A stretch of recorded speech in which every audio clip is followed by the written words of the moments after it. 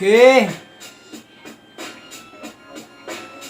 ايه يا جدعان، بقالي كتير ما فتحتش لايف، واول مره افتح بالطريقه ديت، فانا ما اعرفش الدنيا تمشي ازاي بصراحه. بقالي كتير ما نزلتش عن حكاوي المستمعين، وبرضو ما فتحتش لايف، فعملت الاتنين في وقت واحد.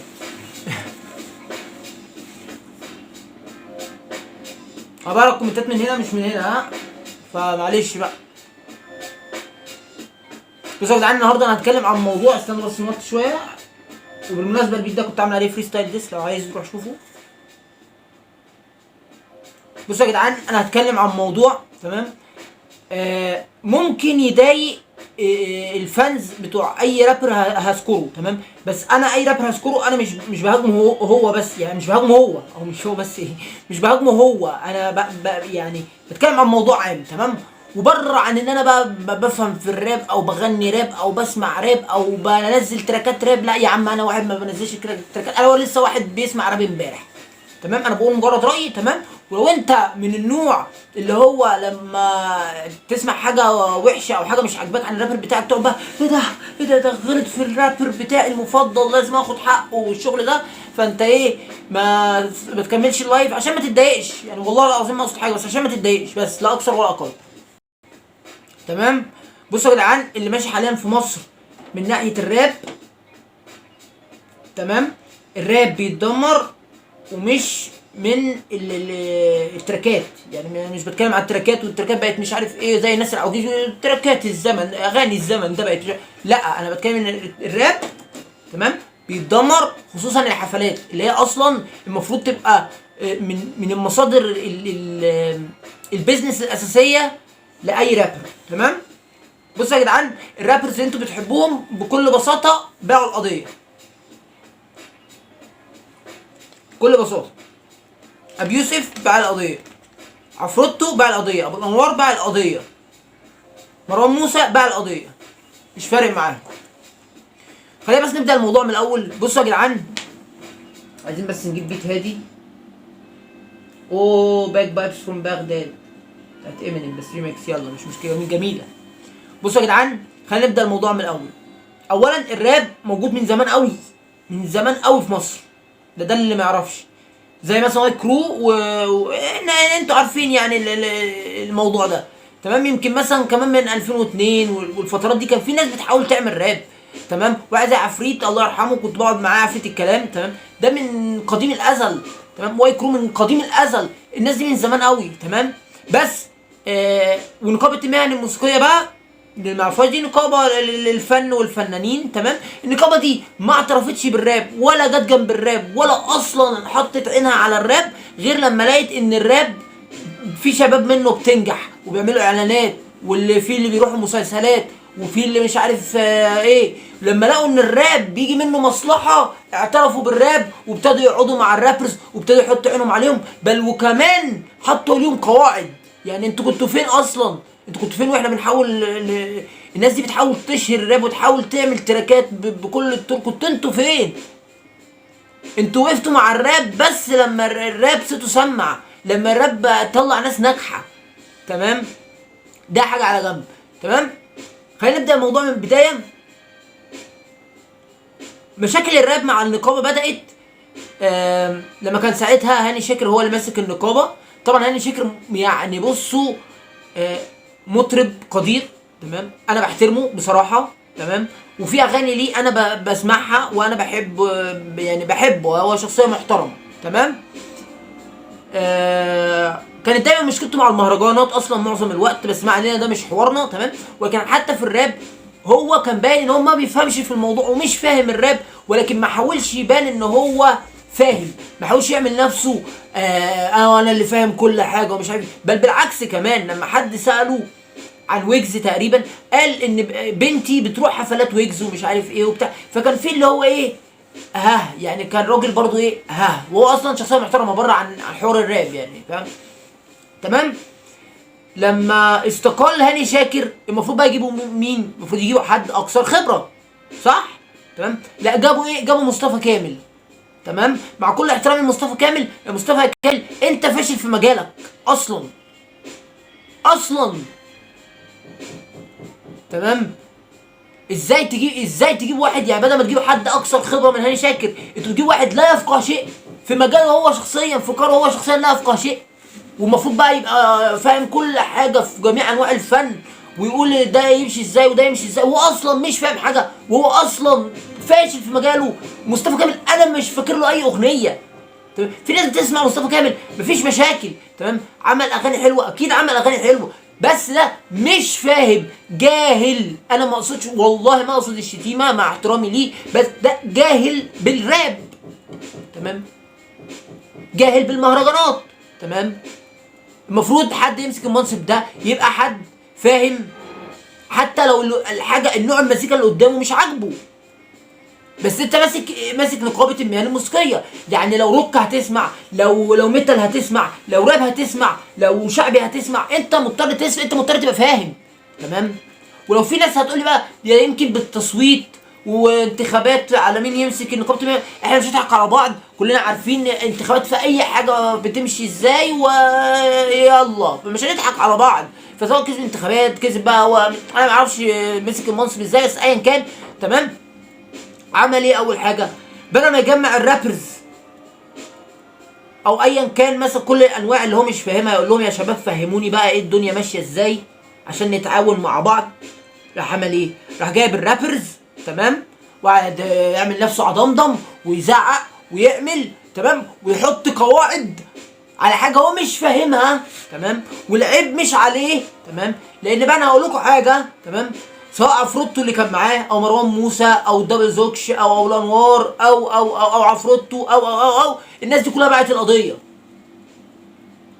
تمام. الناس دي عشان بقت تعمل حفلات بره، فمبقاش فارق معاها، مبقاش فارق معاها قواعد ايه اللي تمشي في مصر، مش فارق معايا اصلا، تمام. لما يجي واحد زي مصطفى كامل، تمام، مش فاهم اي حاجه في مجاله هو ذات نفسه فاشل، تمام، ويجي يقول للرابرز يعملوا ايه، تمام، ويقول لهم لازم فرقه موسيقيه لما تيجوا تعملوا حفله اللي هي اصلا يعني حاجه تعجيزيه اللي هي اصلا ما تنفعش، تمام. ولا واحد فيهم يقوم يقف من على الترابيزه يقول يا جدعان يا استاذ مصطفى كامل ده ما ينفعش، اللي انت بتقوله ده ما بيمشيش مع الراب اصلا، واحد زائد واحد يساوي اتنين، ينفع ولا ما ينفعش؟ ما ينفعش، تمام. انما كله سكت ليه؟ لان هم خلاص مصلحتهم مش هتفرق اصلا في الموسيقى، احنا كده كده مش هنعمل حفلات في مصر، احنا كده تمام. فديت عيبه في حقكم، دي عيبه في حقكم، تمام. واحد زي مروان بابلو، تمام، يعني انا برضو بديله ريسبكت في نقطه، تمام، ان هو حاول، يعني كان في حفله ليه جاب فرقه موسيقيه تعزف البيت، مع ان ده ما ينفعش، يعني ده اكني مثلا انا جايب مزيكا داب ستيب، تمام، ليه وبقول لك جيب فرقه موسيقيه تعزفها، مش هينفع، تمام. لو انا بغني على حاجه معموله من الكمبيوتر يبقى لازم انا اغنيها على الكمبيوتر، انا مش هجي ازاي اصلا ما حدش كلمه، ازاي يا جماعه، انا نفسي افهم ليه ما حدش وقف كده وقال كلمه حق وقال له واحد زائد واحد يساوي اتنين، اللي انت بتقوله ده ما ينفعش، انت مش فاهم اي حاجه فانت بتقول اي حاجه، فبدل ما تقول اي حاجه خلينا نفهمك الدنيا ماشيه ازاي، ليه ما حدش قال الكلمه ديت، انا نفسي اعرف، تمام. فمروان بابلو حاول يغني في حفله مع فرقه موسيقيه، طبعا الوضع كان مهزله، يعني الوضع كان مهزله، ولا عارف يركب البيت ولا عارف يعمل حاجه، ودي مش غلطته، هو مطلوب منه يعمل حاجه مستحيله اصلا. لو انا البيت بتاعي معمول على الجهاز ده يبقى انا اغني على الجهاز ده، اجيب فرقه موسيقيه ازاي تعزفه، تمام. حاول لدرجه انه اتخنق، راح ماسك المايك هبده في الارض ودخل طلع الباك ستيج، زهق وبرضه الفرقه الموسيقيه برضه انا عاذرها، لان هم مطلوب منهم يعملوا حاجه برضه تعجيزيه زي ما هو مطلوب منه يعمل حاجه تعجيزيه، تمام. فيعمل ايه مصطفى كامل؟ يعمل له غرامه.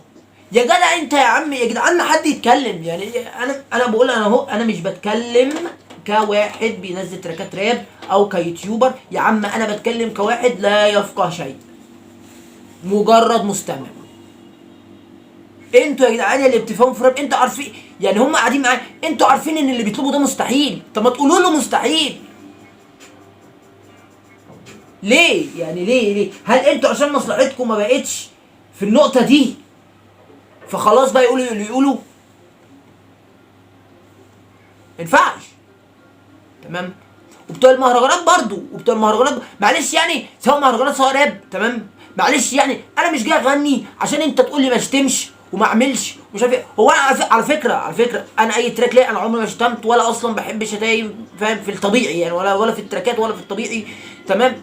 ولكن معلش يعني انت مأيدني ليه؟ يعني الشاب اللي هو بتاع انتش واجري ده، هيثم ده ولا مش عارف ايه، تمام؟ ده الله حكايته عبيط، تمام؟ انا مش فان ليه اكيد، تمام؟ بس انت ليه تحجز واحد تقول لا ما تقولش انتش واجري، خليها اسأس واجري؟ يا عم حريه يا عم في ايه يا عم؟ انتوا حتى الراب صعبتوه علينا، حتى المهرجانات صعبتوها علينا، حتى الكتابه صعبتوها علينا، في ايه يا جدعان؟ يعني ازاي الناس دي قابله ان يبقى في كل شويه بيضغطوا كده، بيضغطوا وعمالين يحطوا قيود مع الوقت اصلا بتسحب هويه الراب اصلا. يعني الراب حاليا بالقوانين اللي النقابه حطها، تمام؟ من غير هويه اصلا. يعني المفروض الراب انا بطلع اللي جوايا، اللي عايز بقى يطلع شتيمه يطلع، اللي عايز بقى يطلع احزانه، اللي عايز يطلع ايا كان، تمام؟ فانا مش قاعد بكتب وبخرج اللي جوايا مثلا عشان انت تقول لي لا اكتب مش عارف ايه، لا اكتب مش عارف ايه، لا اكتب مش عارف ايه. ازاي ما حدش فيكم اتكلم؟ ليه؟ عشان مصلحتكم ما بقتش في المكان ده ومش فارق معاكم، فليه ما تتكلموش؟ تمام؟ ازاي؟ يا واحد زي مروان بابلو، تمام؟ حاول يركب البيت ما عرفش، اتعصب الراجل اتعصب فيها ايه؟ الراجل اتعصب، هل ما بتحصلش؟ الراجل اتعصب، رمى المايك، مصطفى كامل عامل له غرامه، وطلع في فيديو ايه؟ لازم يحترم المسرح، لازم مسرح. يا نهار اسود، انت مش فاهم اي حاجه. يعني انتوا سايبين واحد مش فاهم اي حاجه بيحط قوانين وبيأيد الدنيا وهو مش فاهم حاجه، بدل ما يجيب الشباب ديت يقول لهم فهموني، لا جايب الشباب دي يعني انا اسف في الكلمه، جايب الشباب دي يعني يبدن عليهم. بامانه انا والله العظيم اقسم بالله ما بشتمش في اللايفات ولا في الفيديوهات ولا بحب الكلام ده خالص، بس هي حاجه مستفزه لما يبقى الرابر بتاعك المفضل انت شايفه، تمام؟ بيتأيد وقاعد ساكت ومش عارف ايه وعامل كده، وهو المفروض بيعمل تراكات انا وانا زي فليكس الفقدان، تمام؟ تقريبا حد معاه في تراك شتم النقابه او حاجه زي كده، تمام؟ طلع بفيديو انا ما شتمتش ومش عارف ايه وانا اسف ونتاسف. انت المفروض راجل جنجستر، صح؟ فين؟ تمام؟ والتانيين دول طالما انتوا فعلا ناس مظبوطه وشباب على الجد وعلى الجدون، تمام؟ ليه ما حدش وقف كده؟ يا استاذ مصطفى كامل اللي انت بتقوله غلط، اللي انت بتقوله ما ينفعش اصلا، تمام؟ واحد زائد واحد يساوي اتنين، تمام؟ عايز تفهم الراب نفهمك، مش عايز تفهم الراب يبقى ما تحطش قواعد من دماغك، تمام؟ محدش عمل كده، كلها عامله ان هي جنجسترز، كلها عامله ان هي ابطال، كلها ان هي عامله مش عارف ايه، وواحد جاهل فاشل في مجاله مش عارفين تكلموا، عمال يسحب هويه الراب واحده واحده، وانتوا عشان بتعملوا حفلات بره وبتعملوا كليبات بره ومش فارق معاكم فقشطه الدنيا تمام. انا الموضوع مضايقني على فكره، الموضوع مش ترند دلوقتي ولا اي حاجه، تمام؟ بس الموضوع مضايقني. يعني انا دلوقتي انا اصلا الراب بالنسبه لي انا بحب الراب اكتر مما انا بعمله. انا ما بعملش راب، ما بنزلش تراكات كتير مثلا، او انا ده هدفي الاساسي، تمام؟ مع اني نفسي ابقى راب ستار طبعا، بس ده مش هدفي الاساسي، تمام؟ بس انا كمستمع ازاي اسمع لواحد انا وبص الاقيه واقف قاعد في الترابيزه ومش عارف ايه، شايف ان الراب بيتسحب منه، المفروض اللي هو الراب بيحبه شايفه بيتأيد وبيتسحب هويه الراب منه.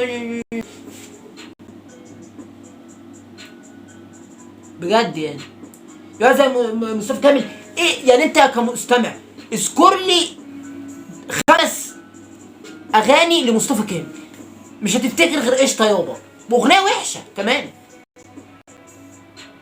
فتتخيلوا ده بقى اللي بيتحكم في الموسيقى في مصر. الوضع مزري، دي مهزله. انت مش فاهم يا عم، خلي الناس تفهمك، انما انت مش عايز تبان جاهل فبتحط قوانين تبان اصلا ان انت جاهل ومش فاهم في حاجه. الراب ما ينفعش اللي يتعمل عليه عازفين واورج وطبله والكلام ده، مش هينفع عشان انت لو بتفهم، وانت لو بني ادم مثقف او بتقرا حتى، او عايز تفهم اللي انت الشغلانه اللي انت شغالها، اللي انت بتشتغل شغلانه، لو كنت عايز تفهمها كنت هتعرف ان ده ما ينفعش. زي بالظبط الالكترو والدب ستيب والترانس والمزيكا ديت، تمام؟ ازاي مثلا اقول لحد مثلا اعزفها لي على الطبله؟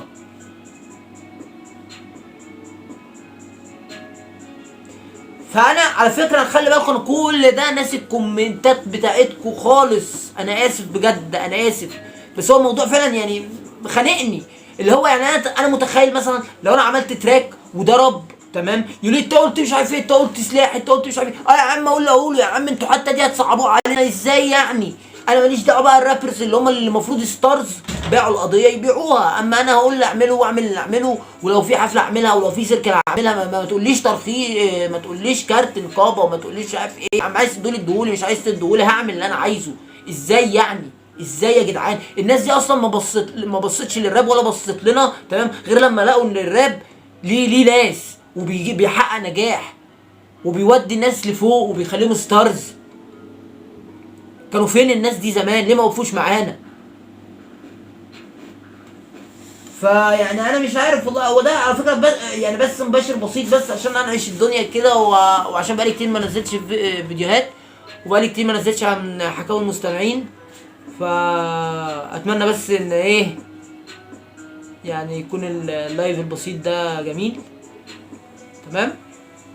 وبس يعني لو في حاجه معينه عايزين نتكلم عنها اكتبوا لي تحت في الكومنتات، ويلا سي يو. وانا اسف ان انا ما قريتش الكومنتات. سي يو.